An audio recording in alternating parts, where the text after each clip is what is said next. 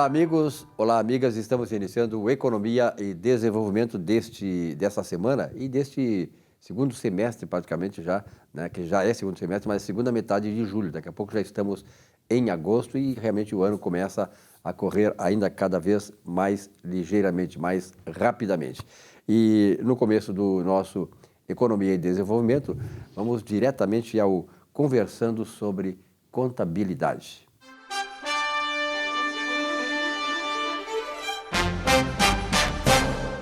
E nesse espaço, Salésio D'Agostinho. Salésio, obrigado pela tua presença uma vez mais, né?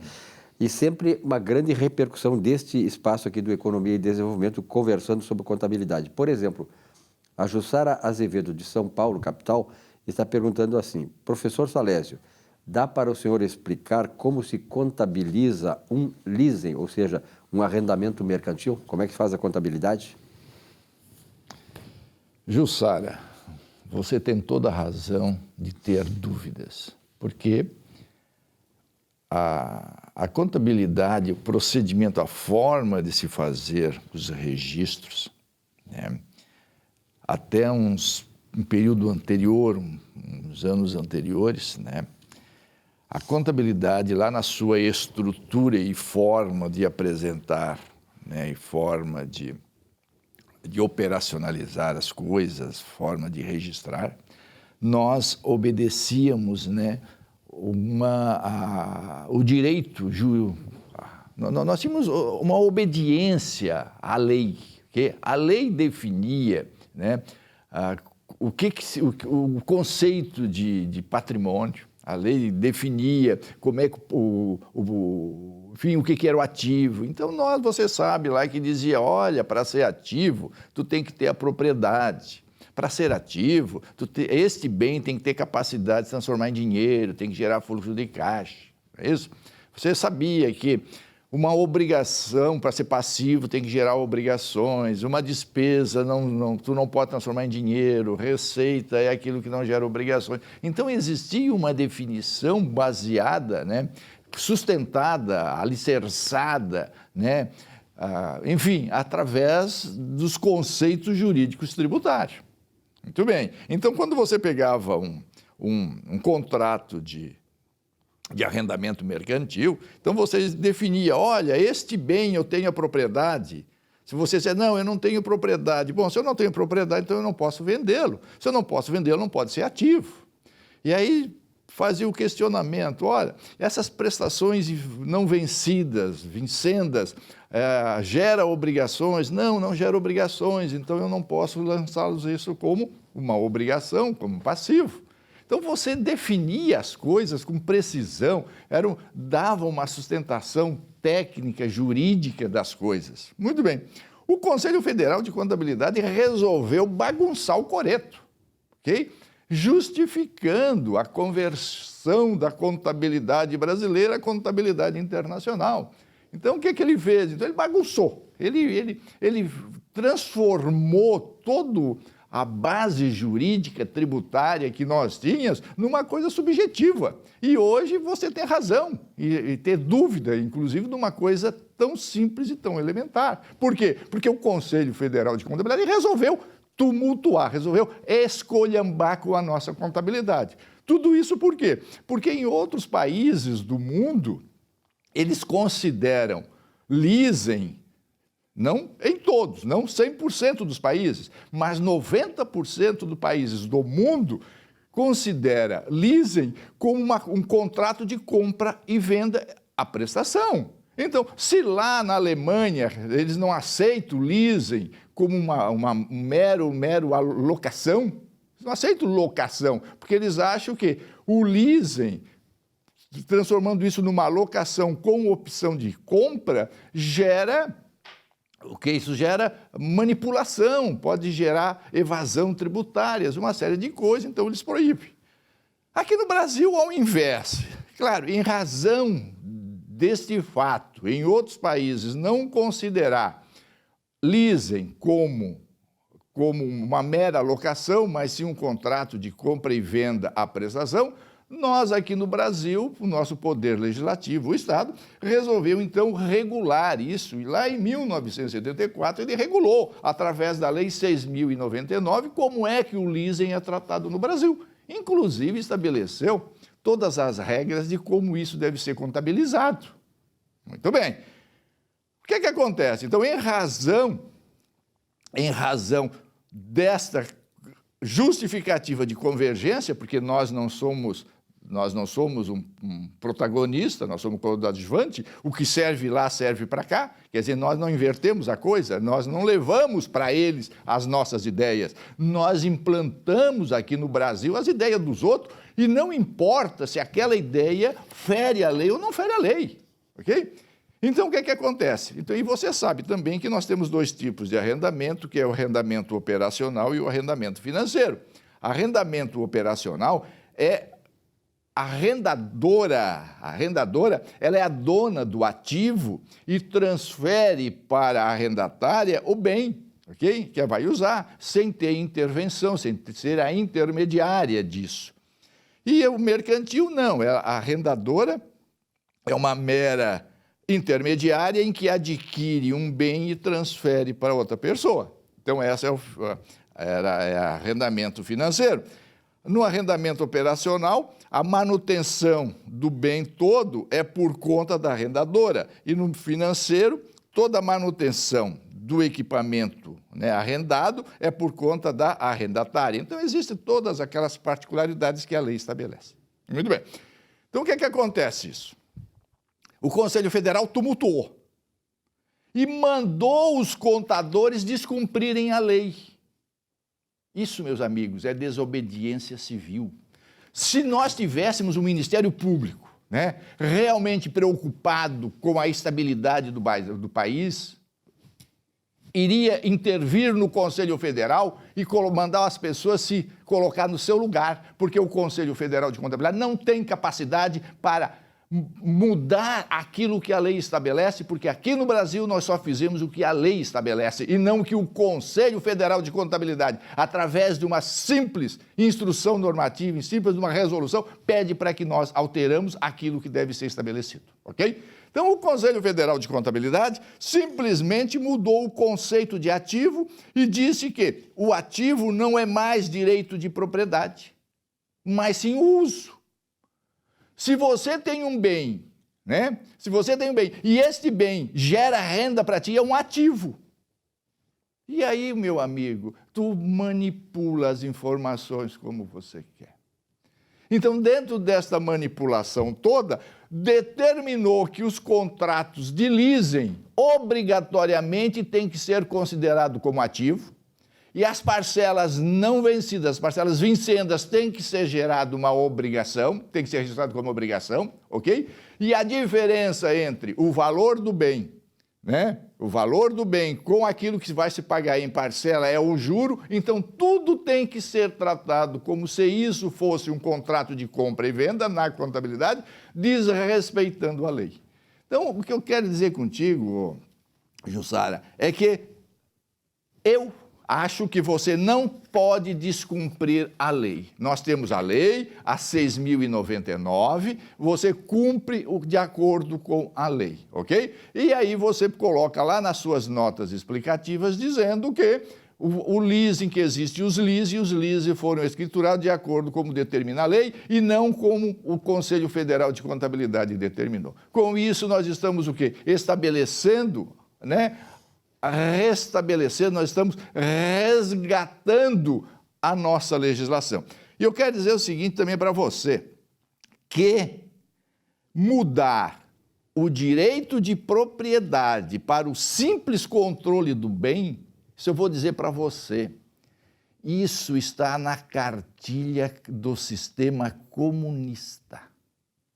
Porque o sistema comunista não admite o controle da propriedade, o direito de propriedade na mão de terceiros. O direito de propriedade tem que estar na mão do governo. Então, uma forma já de começarem a desestruturar o patrimônio, desestruturar a riqueza, direito de propriedade é uma forma de já começaram... Uma doutrinação a comunista. doutrinação, assim como eles doutrinam na desestruturação da família. Muito então, bom. eu estou dando um recado para vocês, contadores, vocês, meus amigos, muito cuidado, nós temos que começar a agir, nós temos que começar a nos preocupar. Querem desestruturar o patrimônio, querem tirar o direito de propriedade para caracterizar um ativo particular, já montando tudo isso através de uma doutrinação comunista que nós não podemos aceitar aqui no Brasil. Jussara, parabéns por essa tua preocupação, e nós temos que nos preocupar não só com isso, com muitas coisas, porque no momento que o Conselho Federal de Contabilidade altera um conceito simplesmente para cumprir com uma norma internacional, para fim de cumprir com um conceito internacional, nós estamos colocando em risco o patrimônio brasileiro, simplesmente para justificar e satisfazer direitos e vontades internacionais, que nós não podemos permitir isso. Então, quando você diz para mim como é que se faz a contabilização, leia a Lei 6.099, que aqui está exatamente escrito tudo o que deve ser feito com aquele leasing. E se você quer obedecer o Conselho Federal de Contabilidade, aí você lê a IRF 16 ou CPC número 6R2, que ali também está escrito como é que você deve saber. Agora, se você obedecer o Conselho Federal, tudo o que você fez, você vai ter que estornar, vai ter que excluir e ajustar lá no seu LALUR, porque a Receita Federal não aceita, para efeitos fiscais tributários, o que o Conselho Federal está determinando. Muito bem. Neste Conversando sobre Contabilidade. Obrigado, Salésio. Até a próxima. Até a próxima. Estamos à disposição.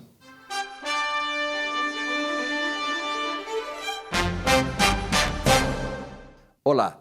Lembre-se, nada há em oculto que não seja revelado e nada escondido que não venha à luz.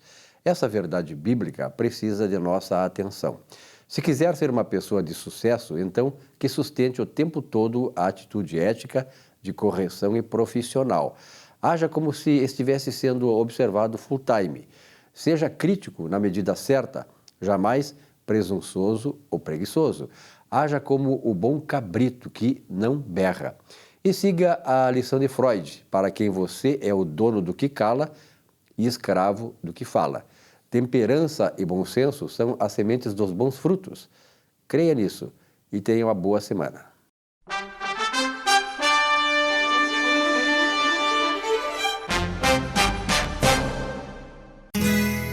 Ser gaúcho é preservar as tradições, é valorizar a educação e acreditar que um futuro melhor nasce nas páginas de um livro. É nossa tradição trabalhar duro. Temos orgulho do suor que escorre do rosto. Ele reconforta a alma e sedimenta uma vida digna. É nossa tradição valorizar o passado para desenvolver o futuro. CMPC Celulose Rio Grandense. Desenvolvimento é a nossa tradição.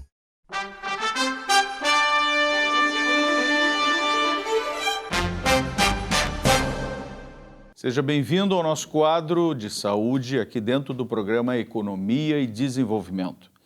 Hoje temos novamente a presença do nosso querido Dr. Everton Zambon, que é psicólogo com graduação, mestrado e doutorado pela Universidade da PUC, Pontifícia Universidade Católica. Também foi professor da graduação e da pós-graduação em várias universidades gaúchas. O Dr. Everton tem mais de 25 anos de experiência dentro da área de psicoterapia. E hoje nós temos a honra de recebê-lo novamente aqui para conversarmos sobre as questões de dificuldade de comunicação entre as pessoas. Estamos vivendo ainda a pandemia, sabemos dos inúmeros problemas gerados principalmente com o confinamento das pessoas, o isolamento das pessoas, doutor Everton? E isso, de fato, tem gerado também problemas de convívios, não só no ambiente familiar, como no ambiente profissional. Doutor Everton, prazer em receber aqui. Vamos conversar um pouquinho mais sobre isso. O que o senhor me diz? Em primeiro lugar, agradecer o convite, Marcos, de novo, por estar falando aqui para os nossos telespectadores e falar de um tema que é tão importante, que é a comunicação.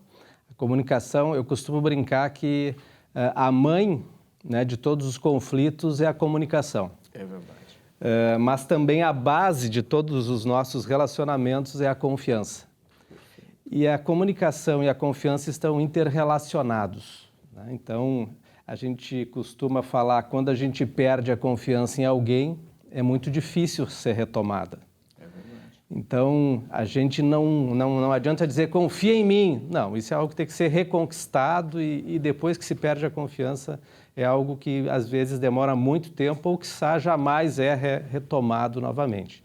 Mas a comunicação é algo interessante, porque se a gente olhar dentro de casa ou no trabalho, na teoria todos querem acertar. Todos estão para o mesmo lado na teoria. Mas na forma como a gente conversa e fala, existem os conflitos, né?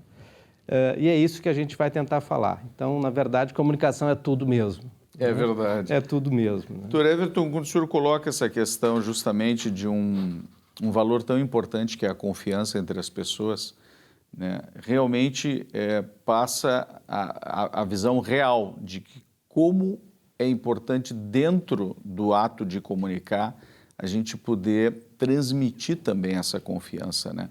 E como é que o senhor vê a dificuldade das pessoas hoje, principalmente no momento em que elas são colocadas com um maior distanciamento, né? E em especial nas relações de trabalho, onde hoje nós temos muito bem implantado o home office, né?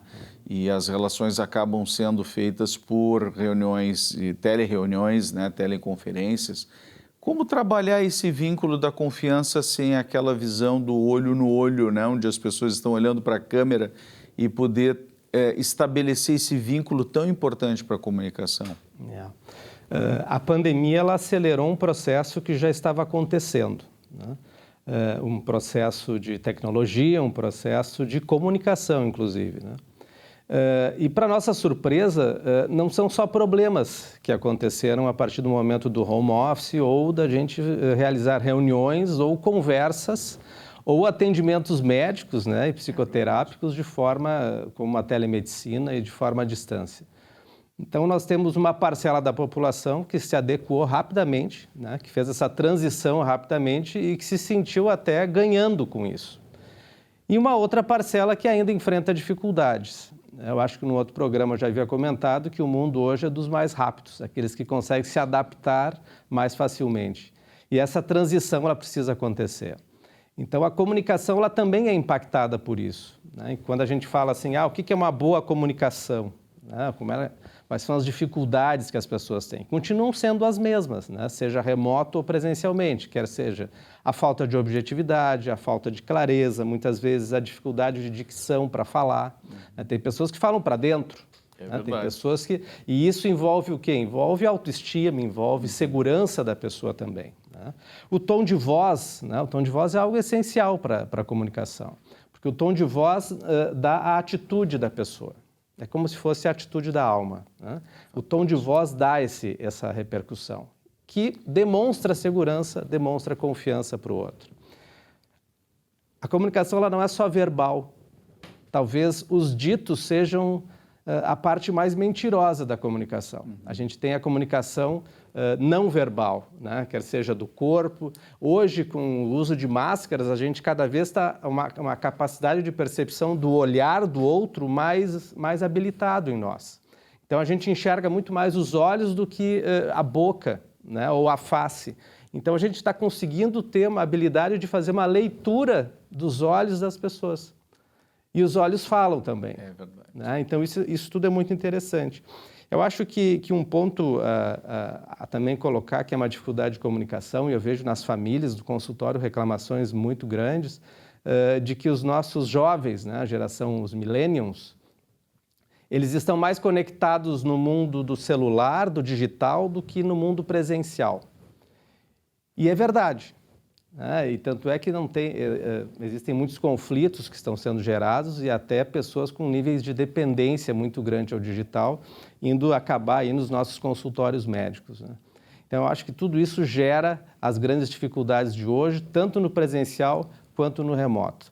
Mas a boa notícia é que tem pessoas que se adaptaram muito facilmente. Eu diria que os mais jovens, então, mais facilmente ainda se adaptaram a esse mundo remoto. E muitos estão saindo até beneficiados, quer seja na forma de aprendizagem. Eu tenho pacientes que em psicoterapia, de forma remota, eles estão muito melhor do que presencialmente, porque é como se fosse um habitat natural para eles, né? Eles já nasceram com isso. É claro que a nossa geração X, os Y, os baby boomers, aí eles já precisam o nosso olho no olho e tudo mais. Tá? O senhor percebe assim que justamente boa parte dessas pessoas, né, alguns, obviamente, seus pacientes, poderiam apresentar uma sensação de maior segurança justamente por manter também esse distanciamento no sentido de que eu consigo gerenciar melhor o meu universo dentro dessa distância, minimizando a minha interação pessoal, física, né, próxima junto ao outro, ou isso, na verdade, é algo que, eventualmente, para algumas pessoas, poderia vir a representar, de fato, uma barreira de comunicação, já que essa pessoa estaria mais adaptada à comunicação virtual do que propriamente a comunicação presencial, comunicação física. E como seria, na sua impressão, Dr. Everton, o futuro retorno à normalidade, vamos chamar assim, né? Quer dizer, as pessoas que hoje estão vivenciando essa vida do outro lado da câmera, né? Dentro de uma comunicação pelo computador, pelo tablet, pelo celular, e que em breve, né, ou em algum momento, vão ter que voltar às suas interações pessoais, né? O senhor prevê alguma dificuldade nesse sentido? Sim. Muitas pesquisas estão acontecendo no campo sanitário de vacinas, como também no campo comportamental, né? Então, a gente já sabe que tem uma parcela da população que vai enfrentar problemas relacionais, sociais, e que já o tinham antes, e que com a possibilidade do remoto e do distanciamento físico, né, não social, pois estamos distantes fisicamente, né, essas pessoas se acomodaram no seu espaço e a sua casa deu segurança para elas e elas não querem mais sair. Então, a gente tem uma parcela da população que realmente ela se acomodou ali e que esse retorno vai ser mais difícil. Então, a gente certamente já percebe dificuldades relacionais, o que é muito ruim, porque é um mundo relacional que a gente vive, né? A gente precisa dos outros, ninguém se faz sozinho, né? A gente precisa das pessoas. Então, quando a gente vem falar de comunicação, a gente vem falar também de empatia. Quem é que se comunica melhor? Uma pessoa que tem uma capacidade de ser mais empática. Mas por que, Everton? Pô, logo empatia, que é um termo parece tão batido, às vezes fica meio piegas, né? Mas não, porque a empatia eu consigo perceber o outro e aí consigo também direcionar a minha fala de uma forma que o outro aceite. Que seja no interesse dele também, né? No interesse que não gere defesas nele, né? Porque se eu falar num tom agressivo, certamente eu vou gerar defesas em ti. E aí nós não vamos nos aproximar, nós vamos nos distanciar. E essa é a mãe dos conflitos. E é por isso, né, que vem tanto hoje se falar em comunicação não violenta, né, da psicóloga americana lá de Wisconsin, que é a Rosenberg, né? Quando ela fala em comunicação não violenta, que é uma comunicação mais empática, mais segura e que deve e precisa gerar aproximação entre as pessoas, né? E isso é uma pauta que nós precisamos efetivamente buscar, né? Isso deve facilitar também, quando a gente fala em comunicação, Dr. Everton, aquele aspecto das habilidades socioemocionais também, que hoje têm sido tão faladas dentro das questões até de emprego, né? Quer dizer, pessoas que buscam oportunidades de trabalho e que muitas vezes vão ser avaliadas dentro dessas habilidades socioemocionais. E o quão importante, no nosso entendimento, parece ser a comunicação dentro do desenvolvimento dessas habilidades, né? O que nós poderíamos pensar também dentro de estratégias, doutor Everton, para melhorar a nossa comunicação? O que o senhor poderia nos dar de dica para o nosso telespectador como estratégias para essa melhora de comunicação? Perfeito. Dentro das organizações hoje, o curso, a formação em comunicação é uma das mais realizadas e solicitadas, né, para as lideranças e para os colaboradores. Por quê? Porque é algo que está carente, né? Então, a comunicação, tanto no ambiente de trabalho quanto no pessoal, é algo que merece muita atenção. O que a gente precisa cultivar para melhorar a nossa comunicação? Eu acho que é tentar ser mais empático, né? É tentar ser efetivamente mais objetivo, não repetir tanto as mesmas coisas, né? A gente precisa ter paciência para escutar os outros. A gente precisa saber ouvir, né? E eu escuto muito no consultório as pessoas reclamando, as pessoas não me escutam, as pessoas me cortam no meio, eu vou começar a fazer uma pergunta, o cara já me respondeu. Então, a gente precisa saber escutar, né? O tom de voz é algo muito importante. O tom de voz abre ou fecha portas. Prestar atenção na linguagem não verbal. E a gente precisa saber que nada vem por acaso. A gente precisa treinar, a gente precisa exercitar, a gente precisa muitas vezes falar, né? Grava no celular tu falando alguma coisa e te enxerga depois. E aí tu te critica, mostra para outros, para o teu colega, para o teu amigo, para o teu parceiro, escuta as críticas, te enxerga. Esse treino é muito importante para que a gente possa melhorar os nossos vícios de linguagem, o nosso tom de voz, a nossa postura não verbal, e isso é essencial para que a gente possa efetivamente estar melhorando, né? Doutor Everton, o nosso assunto certamente vai ser muito longo na questão da Sim. comunicação e nós vamos ter que utilizar mais espaços aqui dentro da nossa programação para desenvolver ainda mais esse assunto, que eu tenho certeza é um assunto muito instigante para a nossa audiência. Então, eu gostaria muito de lhe agradecer pela sua presença aqui no nosso programa mais uma vez e deixar um espaço para uma mensagem final, doutor Everton, para o nosso telespectador dentro dessa questão de comunicação. Ok. Eu acho que as pessoas precisam saber que dentro das organizações elas podem procurar recursos para melhorar a sua comunicação, né? Então, tem muitas empresas que hoje nós temos a figura do coach, do mentor, tem programas de mentoria dentro das organizações e que lá está sendo trabalhado. Do ponto de vista pessoal, né, do ponto de vista da nossa constelação familiar, muitas vezes se faz necessário uma psicoterapia, né? Se procurar um médico assistente para que possa nos auxiliar a melhorar a comunicação dentro de casa. Porque o conflito, ele desgasta demais uma família. E a base dele, sempre o início, é na comunicação. Então, a gente precisa melhorar isso. O que é psicoterapia? É melhorar posturas, melhorar a nossa decisão. Por que se diz que quem faz psicoterapia, a gente precisa se autoconhecer? Porque quem se conhece erra menos. Quem se conhece toma decisões mais acertadas. Quem se conhece é mais justo consigo e com os demais. E quem se conhece gera menos conflitos. Então, isso aí é bem essencial para que a gente possa efetivamente estar vivendo num mundo mais amigável, né? Mais cordial e que possa se comunicar melhor. Então, eu queria deixar para os nossos telespectadores uma mensagem de que vale a pena investir na gente, vale a pena investir em tudo isso. Tudo passa, os momentos difíceis passam. E, às vezes, a gente até agradece o momento difícil que passou se a gente aprendeu com ele, porque ele nos deu força para que consigamos ser melhores hoje. E eu acho que isso tudo é essencial para a gente continuar nessa caminhada aí. Muito bom. Agradecemos mais uma vez a presença do Dr. Everton e seguimos aguardando, então, num próximo evento, o segmento desse nosso excelente bate-papo sobre comunicação entre as pessoas e como a gente pode fazer para melhorar essa nossa habilidade. Um grande abraço.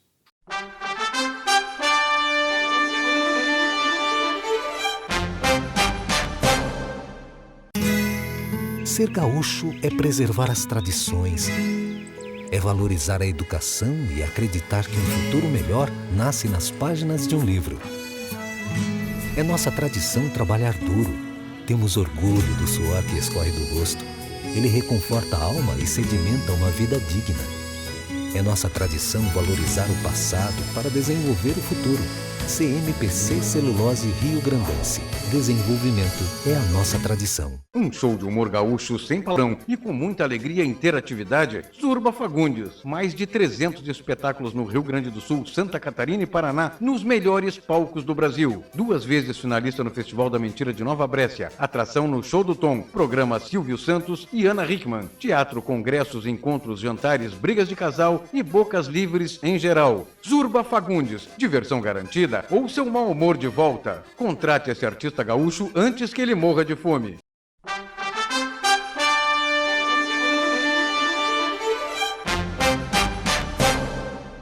Olá a todos, Essa semana vamos falar sobre o investimento na formação do preço de venda. A formação do preço de venda é o início de qualquer administração e não existe empresa que sobreviva se fixar o seu preço abaixo do custo. E a tendência do empreendedor é balizar o preço conforme a concorrência. Todavia, essa prática se mostra muito perigosa pelo desconhecimento dos gastos necessários para disponibilizar os produtos e os serviços ao mercado. A formulação do preço, ela leva em conta os custos fixos, variáveis e os demais gastos. Na prática, quando a empresa erra o preço de venda, a primeira obrigação que ela não paga são os impostos, que acarreta, no final, despesas e muita dor de cabeça para o futuro. Por isso, investir em um profissional para assessorar na formação cirúrgica do preço de venda, levando em conta as questões tributárias, é o princípio fundamental para uma boa gestão. Uma ótima semana.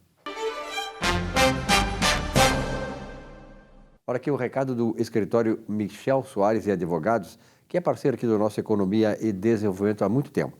São profissionais competentes e especializados com mais de 10 anos de atuação no mercado gaúcho e localizado ali no Centro Histórico de Porto Alegre, claro, e oferecendo uma ferramenta moderna e ágil para os seus clientes. Atendimento online também.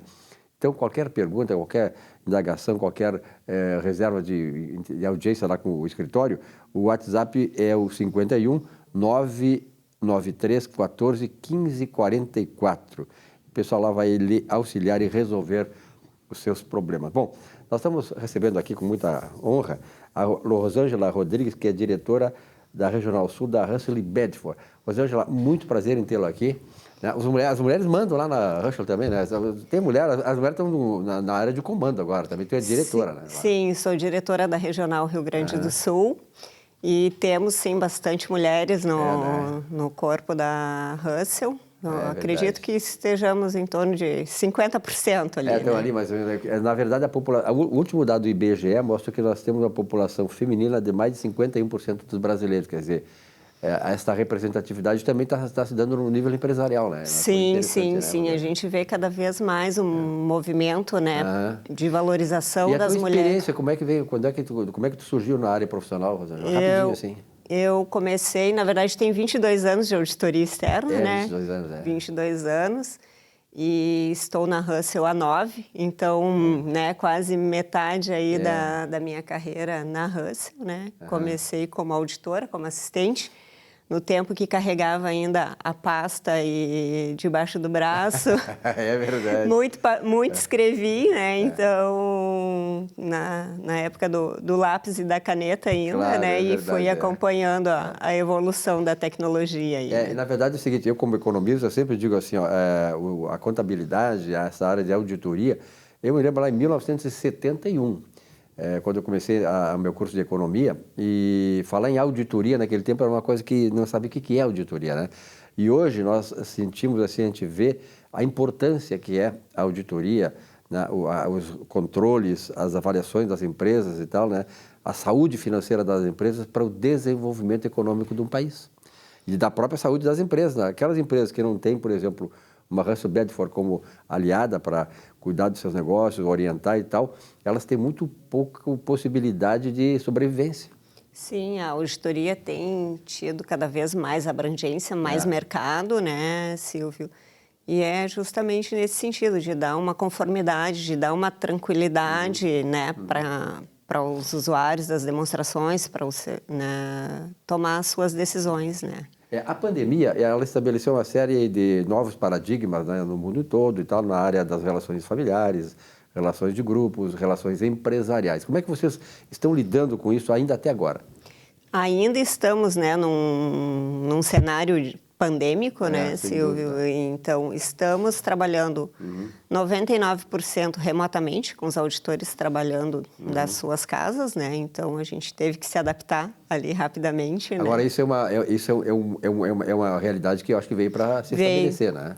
Veio já, eu te digo, corro o risco de te dizer que já está estabelecida. É verdade. Né? Então, hoje, em momentos muito pontuais, a gente precisa ir ao cliente, né? O cliente está nos nossos lares, está na empresa, né? Através de vídeo, a gente, né, faz reuniões por vídeo quase que diariamente, Claro, então sempre E é muito tem mais fácil, é mais ágil, né, mais, Rosângela? bem mais fácil. Nesse sentido, facilitou muito, né? Então, essa interação com o cliente facilitou bastante, né? Na verdade é o seguinte, esta pandemia nos trouxe uma série de modificações, como eu falei, mudanças de paradigmas. Por exemplo, eu cito aqui, o presidente do Bradesco, outro dia, deu uma entrevista dizendo que o Bradesco estaria fechando mais de 1000 agências do Brasil. Ou seja, por quê?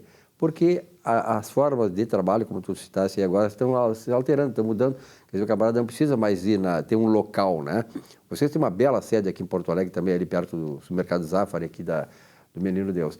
Então, isso também vai mudar. Por exemplo, os construtores, conversei outro dia com o presidente do sindicato da indústria da construção civil, e ele disse que muitas famílias agora estão querendo apartamentos, o imóvel, sem garagem. Sim. Quer dizer, a revolução dos transportes vai mudar os nossos hábitos e as pessoas já não querem mais ter a propriedade de um automóvel, que é custoso. Tem o Uber, tem uma série de facilidades. Isso está acontecendo também nessa área, né, de vocês? Sim, sim, sem dúvida alguma, porque hoje eu vou ao escritório, por exemplo, uma vez por semana. Mas para fazer a interação ali com as outras cada vez áreas. mais até, né? Mais Trabalho, verdade. porque em casa, né, tipo, a hora que o cliente te manda uma documentação, tu vê o e-mail, não tem como tu não acessar e dar uma espiadinha, pelo menos, né? É verdade. E é uma coisa interessante, né, Rosângela, que eu queria te explorar aqui agora no programa, que é a questão da manutenção da qualidade do serviço da Redford, da Russell Bedford, a seus clientes. Isso é uma coisa fundamental. Como é que vocês estão estabelecendo essas questões para manter a qualidade já reconhecida internacionalmente por vocês? Sim, Silvia, a gente teve que investir principalmente na questão mais horas de planejamento, né, de reuniões com as equipes para que a gente conseguisse cumprir tudo que a norma, tudo que as normas contábeis exigem para o âmbito da auditoria, para garantir que a gente estava em conformidade e também para que o auditor que está lá na casa dele conhecesse o cliente e pudesse desenvolver o trabalho dentro do prazo, porque como a gente trabalha muito com prazo, são empresas, em sua grande maioria, empresas ligadas ao setor público. O prazo é para ontem, né? E o prazo geralmente está sempre muito curto. Então, a gente conseguiu, através das ferramentas de web e nuvem para troca segura de informações, então, através dessas ferramentas e da agilidade daí da Russell e do corpo de TI, fazer com que essa engrenagem toda funcionasse muito bem, né? E como é que, de parte dos clientes, como é que eles receberam assim, essa nova estruturação do ponto de vista de relacionamento com vocês? Eu vejo uma aceitação muito boa do cliente, até porque para eles também pontuam como algo positivo. Eles estão sofrendo na pele também a mesma coisa, né? A mesma forma Sim, porque eles também tiveram da noite para o dia de ter que estar, né, em teletrabalho, estar virtualmente. Então, mas o que é? É bom porque eu consigo falar com a Rosângela a hora que eu quero, né? Não precisa marcar audiência lá e se deslocar, né? Não, exatamente, porque a gente ganhou muito nessa questão, né? De não ter que se deslocar, de poder estar dentro do cliente a hora que é mais conveniente, né? E essa questão assim, de perscrutar novos clientes, evidentemente que toda grande corporação ela vive de clientes e tal, e ela sempre está renovando, está investindo no mercado para sobreviver, para crescer, para se desenvolver. Como é que vocês, nesse quesito, eu não sei se é a tua área, mas nesse quesito? Nós temos um corpo comercial, né, que faz essa prospecção de novos clientes, mas isso também eu vejo que facilitou, porque eu não preciso, por exemplo, ir a Uruguaiana fazer uma reunião. Minha terra. Então... até porque é longe, né? Sim, é longe, entendeu? 620 quilômetros. Não preciso ir lá. Eu consigo fazer uma reunião estando aqui em Porto Alegre, estando na minha casa ou estando na empresa. E é uma coisa que baixa custo também, porque baixa custo da empresa, que é o cliente de vocês. Quer dizer, eu acho que fica bom para todos, né? Exatamente, porque a gente tem como trabalhar com um custo menor, né? Porque não tem essas questões de deslocamento. E que é bom interessante para o cliente e para nós também, né? Então, foi um ano, assim, para a Russell, bem positivo. Já está havendo digamos assim, num relaxamento no mau sentido, um relaxamento nas normas e tal, ou não, vocês estão ainda seguindo rigidamente? Tudo? A gente ainda está seguindo todos os protocolos, porque eu acho que, embora já estejamos num panorama melhor, a vacinação quase aqui no Rio Grande do Sul bem avançada, Porto Alegre mais ainda, né? Muitos já vacinados, mas igual eu acho que esse cuidado ainda é necessário, né? E tu já está na primeira dose? Já fiz a primeira dose. Eu já estou na segunda, viu? E é importante isso aí dar um aspecto do ponto de vista de um alívio mental, né? Um alívio emocional, né? Isso aí é uma coisa muito boa, né? Muito, muito bom. Alguma coisa que tu gostaria de acrescentar, Rosângela, que nós não tocamos aqui? Eu acho que deixar essa mensagem que, embora num momento muito distinto, né, Silvio, que nunca, eu acho que nenhum de nós pensou em passar. E não sei quantas novas gerações passarão daqui para frente, né? Exatamente. Se bem que existem estudos aí dizendo que agora, daqui para frente, com essa pandemia, a última teve lá foi há 100 anos, né? Se não me engano, foi a febre espanhola. Isso, a gripe espanhola. A gripe espanhola de 1918. Mas diz que agora serão mais frequentes em função da integração internacional, essas coisas todas. Então, tomara que isso demore mais de 100 anos também. Exatamente. Né? Nós não estaremos certamente para ver isso aí, né? Então, eu acho que é um momento que a gente conseguiu evoluir, né, tecnologicamente e que agregou outros conhecimentos a todos e que pode sim ser um momento positivo. E que, na verdade, nos trouxe também muitas lições, né, como seres humanos, na nossa fragilidade diante daquilo que é desconhecido. Exatamente, né? Que a gente, né, não adianta planejar muita coisa, né? E não cabe a nós decisão, né? E despertar também esse sentimento assim de solidariedade, de amor entre nós, porque a civilização, o ser humano é muito frágil, realmente, diante de todo esse poder que tem no universo aí, né? Exatamente. Ou seja, muito obrigado pela tua presença aqui. Um grande abraço para o pessoal lá da Russell Bedford, né, que é uma grande empresa conhecida internacionalmente, que faz um trabalho extraordinário na defesa da saúde financeira das empresas brasileiras e internacionais. E isso é bom porque isso garante a saúde financeira das empresas, renda, impostos e, sobretudo, empregos para milhares de pessoas. Obrigado, um grande abraço. Obrigada. Bom, um rápido intervalo, já voltamos com o nosso Economia e Desenvolvimento. Até já.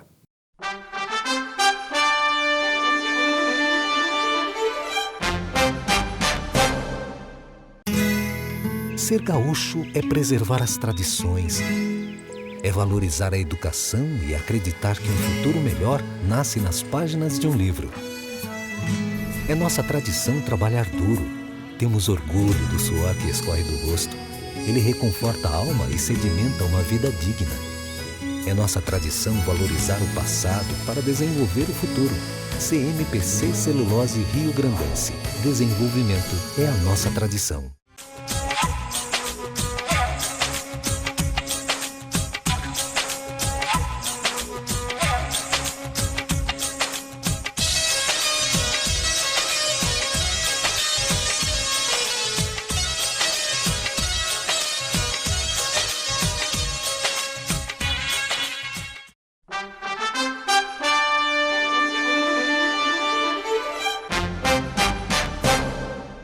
Muito bem, amigos e amigas, estamos aqui no quarto e último bloco do Economia e Desenvolvimento dessa semana, recebendo o Dr. Carlos Biderman, consultor empresarial, um homem viajado e especialista nessa área de empresas, de negócios, de consultoria e tal, e sobretudo de economia de um modo geral. Biderman, obrigado pela tua presença mais uma vez aqui, além de ser gremista, né? Obrigado, Silvio. Esse detalhe eu vou deixar para outro dia. Obrigado, né? Silvio. Prazer estar aqui contigo, com os teus telespectadores aqui. É verdade.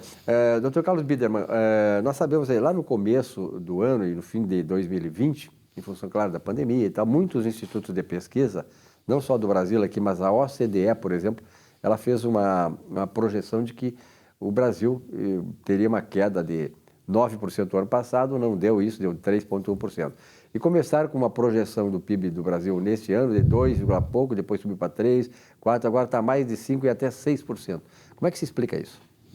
Eu acho que não tem grande mágica nisso, né, Silvio? Essas projeções são feitas em cima de expectativas, muitas vezes, que não se realizam, né? Claro que esse 6% é em cima de uma base negativa, né? Acho que, basicamente, o Brasil tende a recuperar a economia de 2019, que já seria fantástico se isso efetivamente acontecesse, tudo indica que vai acontecer. Mas a grande verdade é que o Fica em Casa não teve o efeito tão negativo quanto se imaginava, né? Eu acho que houve um exagero, especialmente dos governos estaduais, no Fica em Casa. Se não tivesse havido tanto exagero, certamente a economia não teria caído tanto e poderia estar subindo até mais a partir agora desse ano, porque, enfim, houve uma injeção importante de recursos na economia, o que está gerando inflação, que é natural também, mas houve essa injeção, enfim, esse auxílio emergencial que está sendo concedido ajudou muito as famílias de baixíssima renda, de baixa renda. Então, tudo isso gerou um consumo razoável, né? Eu acompanho, tem alguns clientes, Silvio, que fazem produtos de consumo, né? E essas empresas estão bem, né? Não tiveram assim, grandes prejuízos no ano passado, pelo contrário, e até estão aumentando as suas margens esse ano, aumentando os seus faturamentos. Então, basicamente, boa parte da economia brasileira se manteve estável. Houve um dano, sim, muito significativo, e aí as mensurações são um pouco mais complexas nas pequenas e médias empresas que sofreram demais com esse processo como um todo, né? Então, a gente percebe isso andando pelas ruas das cidades, Porto Alegre especialmente, a quantidade de pequenos comércios, pequenos varejos que fecharam nesse meio tempo. Até nos próprios shoppings, olhando, a gente vê que isso aconteceu, né? Então, realmente, a gente tem aí talvez um efeito negativo nesse processo, talvez seja uma concentração maior nas empresas que estavam mais estruturadas. Aliás, Silvio, a gente lembra, acho que a gente comentou isso aqui no teu programa, no início da pandemia, a principal preocupação das empresas é preservar o caixa, elas preservaram o caixa. Quem não tinha, quem estava endividado, realmente sofreu muito. E aí o apoio, enfim, das instituições financeiras existiu, mas não foi talvez na dimensão que precisasse para segurar essas pequenas empresas para se manterem no mercado. Então, pequenos varejos, restaurantes, quantos restaurantes fecharam e quantos grandes restaurantes muito antigos aqui em Porto Alegre ameaçaram fechar. Então, esse processo de deslocamento do consumo, especialmente naquelas famílias que não perderam renda de consumo que era para vestuário, para restaurantes, enfim, passaram a ser produtos, enfim, para dentro de casa, que as pessoas melhoraram a sua casa, investiram em reformas, investiram no mobiliário melhor. Teve um bom desempenho. Construção civil, então, aquele consumo que ele foi redirecionado para algumas atividades. Então, isso efetivamente aconteceu, mas a economia como um todo, se ela tiver, vamos dizer assim, efeito líquido negativo 2021, vai ser uma vitória extraordinária do Brasil, né? Contra todas as expectativas e contra todos os pessimistas e todos aqueles arautos do negativismo que estão aí espalhados pela sociedade, liderados por uma imprensa que vem fazendo, como a gente já conversou aqui, um péssimo trabalho de apoio ao país como um todo, né? Na verdade, a imprensa está boicotando o desenvolvimento, a ética e a moralidade do país, que estava entrando num outro rumo.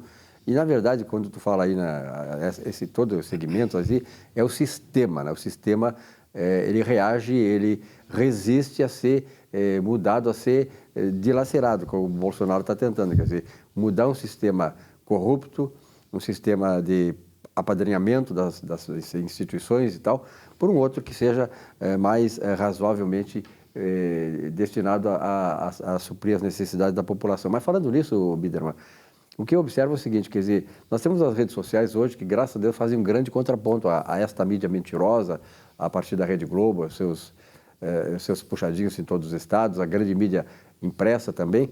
Aí as redes sociais exercem esse papel, ou seja, hoje, por exemplo, se vê uma grande revolução na questão da infraestrutura do país. E não é só a infraestrutura de estradas de rodagem, mas ferrovias, transporte de cabotagem, fluvial, pelos mares e tal. E isso está trazendo, assim, por exemplo, aqui no Rio Grande do Sul, a BR-116, que liga aqui Guaíba até Pelotas, já está daqui a pouco está quase duplicada integralmente, faltam 60 e poucos quilômetros, e vai ser entregue provavelmente até o final deste ano. E era uma obra de muitos anos. Assim como ela, várias, por exemplo, no centro-oeste, no norte, no nordeste, aquelas grandes ferrovias, grandes rodovias sendo asfaltadas. Me lembro aquelas imagens de caminhões, centenas de caminhões, tudo atolados no barro. Hoje, essa realidade está mudando. Quer dizer, há um outro Brasil que está sendo escondido por essa grande mídia. Eu não tenho dúvida, Silvio. Eu nem faço, vamos dizer assim, A questão é que é os fatos, né, Silvio? E a sociedade, ela percebe os fatos, né? Eu não me lembro exatamente dos números, não tenho esses dados, mas eram cerca de 2 a 3 mil obras paradas há muitos anos no Brasil e que se foram retomadas e muitas delas concluídas, que se iniciaram, sei lá, 10, 15, 20 anos atrás e que agora estão sendo concluídas, especialmente no Nordeste, né? A evolução da infraestrutura brasileira, a evolução da infraestrutura de maneira geral no país como um todo é extraordinária, né? Pela conclusão dessas obras. Não que esse governo, que o Bolsonaro tenha iniciado grandes obras, não, ele está simplesmente, através do ministro da Infraestrutura, fazendo um trabalho excepcional, enfim, concluído aquelas obras que estavam paradas e em ritmo lento há muitos e muitos anos. Então, a gente percebe isso aqui no Rio Grande do Sul, já com alguma evolução, e o Brasil todo, especialmente no Nordeste, e isso a sociedade percebe, a sociedade nota esse tipo de coisa. Não dá manchete de jornal, mas se a gente for reparar, até pelas redes sociais, como tu diz, toda semana tem alguma inauguração importante acontecendo pelo país, né? Então, tudo isso reflete, vamos dizer assim, uma ação positiva, né? Não dá para se fazer ainda, né, se houve uma avaliação do governo Bolsonaro como um todo, porque ele foi profundamente afetado pela pandemia e profundamente afetado pelas críticas exacerbadas que existem todos os dias na imprensa. É uma perseguição total. Porém, as coisas boas que acontecem deixam de ser notícia e passam a ser os factoides, passam a ser as manchetes da grande imprensa nacional, infelizmente. Agora, a sociedade percebe isso, ela percebe as movimentações positivas que acontecem, né? Nunca eu morra de amores pelo Bolsonaro, longe disso, mas é justo reconhecer aquilo de bom que está acontecendo. Eu acho que o combate à pandemia, pode-se falar em vacina atrasada, pode-se falar em vamos dizer assim, as coisas que ele eventualmente tenha falado, mas o Brasil tem ido muito bem na vacinação. O Brasil tinha uma infraestrutura para vacinas extraordinária, montada pelos governos militares lá desde os anos 70, então isso ajudou demais. E então, puxa, o Brasil acho que vem fazendo um bom trabalho nessa questão da vacina, é um dos países mais rápidos em termos de vacina que a gente tem percebido no mundo, pela quantidade de pessoas, não é um país pequeno como a Alemanha e Espanha, que estavam muito atrás do Brasil, hoje até está mais equilibrado, a própria Itália, a própria Inglaterra, mas então, poxa, acho que tudo isso reflete, vamos dizer assim, numa perspectiva, vamos dizer assim, de mais otimismo da sociedade brasileira, que não está, vamos dizer assim, correspondida pela mídia nacional, infelizmente. Então, a infraestrutura é um dos elementos, eu acho que a própria economia, como a gente falava há pouco também, a questão da segurança melhorou muito no Brasil nesses últimos tempos, acho que a pandemia ajudou também nesse aspecto, pela redução de circulação de pessoas, mas já voltou quase ao normal, a segurança vai muito bem, né? Então melhorou bastante. Eu acho que, enfim, a gente tem uma perspectiva para 2022 muito complexa, mas tem que haver o reconhecimento daquilo que de bom está sendo feito e vai continuar sendo feito até o final do ano que vem. Então, com todas essas ressalvas que possa se fazer, acho que o Brasil caminha, sim, para uma recuperação importante. Temos aí um fato importante, na minha opinião, né, Silvio, que é essa reforma tributária, que é desastrosa.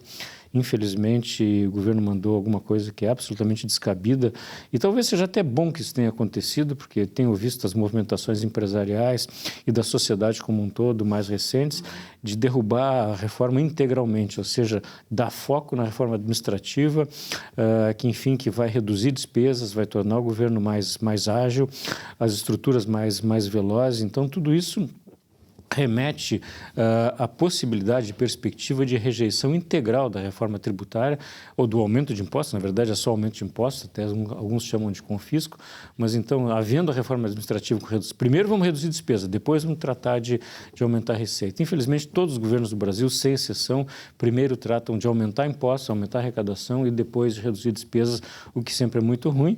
E um exemplo lamentável é o nosso governo do Estado aqui, que sempre tentando aumentar impostos e trabalhando pouco na redução de despesas. Biderman, naturalmente que tu falaste que eu não sou bolsonarista, não morro de amores pelo Bolsonaro, a questão não é não o Bolsonaro, mas é o governo e o propósito dele, o objetivo dele, que é de liberalizar um pouco mais a economia, da liberdade econômica, propor assim os mecanismos capazes de incentivar o empreendedorismo, mas principalmente o foco da questão da moral e da ética, né? Quer dizer, nós tivemos governos do PT aí que foram mais corruptos da história da civilização. Tanto é que o Lula é considerado o maior ladrão da civilização ocidental. Quer dizer, então, isto já seria um grande ganho para a população, ou seja, deixar de ter esse ralo, né, de tantas granas. Por exemplo, a Fundação Getúlio Vargas estimou numa das revistas da Conjuntura Econômica recente que o Brasil, nos governos do PT, teve um uma perda de mais de R$1 trilhão. Imagina R$1 trilhão sendo posto no ralo da corrupção. Quer dizer, aí esse é um estilo, é o que o Bolsonaro traz de novo, quer dizer, é uma agenda diferente, ética e moralmente em favor da sociedade. É isso, né, Silvio? Infelizmente a sociedade esquece muito rápido, né, tudo que aconteceu de ruim, e eu fico pasmo às vezes de perceber que, vamos dizer assim, todo esse desvio de recursos, como tu diz, Lula talvez o maior ladrão da história universal, não só do Ocidente, mas universal. Então, poxa, e a sociedade esquece esse tipo de coisa, ele segue tendo apoio popular e, vamos dizer assim, uma intenção de voto bastante elevada, né? Então, a moralidade, a correção, a ética, não são aparentemente valores importantes para a sociedade brasileira. Eu acho que eles são, na verdade, tá? Tem esse factoide que a gente falava há pouco que acaba jogando uma certa turvidez sobre isso, se é que eu posso usar essa expressão, liderado por um Supremo Tribunal Federal que tem sido absolutamente leniente nesse aspecto e, vamos dizer assim, e valorizando, enfim, detalhes mínimos em relação e esquecendo a essência dos fatos. Então, eu acho que a sociedade brasileira respeita a ética, respeita a moral, respeita, enfim, esses valores, não quer a corrupção de volta. Mas, infelizmente, não é isso que está, vamos dizer assim, alardeado pela grande mídia brasileira, infelizmente. Então, pegam um factoide de novo, como esse pequeno assunto aí das vacinas, a gente não tem uma conclusão sobre se houve ou não, mas nem aconteceu a compra, tá certo? Então, isso é transformado num evento fantástico e tudo aquilo que aconteceu no governo passado passa por esquecimento. Então, acho realmente muito ruim esse tipo de coisa, mas, como tu disseste, acho que as redes sociais refletem a realidade dessas coisas e a sociedade brasileira não quer de volta a corrupção, o desvio de recursos. Perfeito. Pedro, muito obrigado pela tua presença aqui. Vamos ver se vem mais... Eu sei que é muito complicado a tua agenda e tal, mas mais vezes seguido, porque realmente nós estamos num processo de ebulição na questão econômica, política e tal, e isso é importante te ouvir também. Abraço, obrigado. Eu que agradeço. Bom falar contigo sempre. Então tá. Bom, nosso Economia e Desenvolvimento fica por aqui. Uma bela semana de trabalho para todos vocês. Um novo encontro na semana que vem. Até lá.